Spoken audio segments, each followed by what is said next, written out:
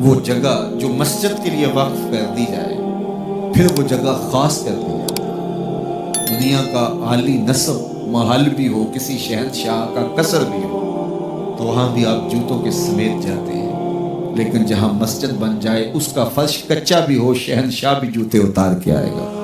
یہ اللہ کے گھر کی عزت ہے، یہ تکریم ہے، ان کو بیت اللہ کہا گیا ہے، یہ اللہ کے گھر ہیں، یہ پاکیزگی کی جگہ ہیں، اور ان کو تعمیر کون کرتے ہیں؟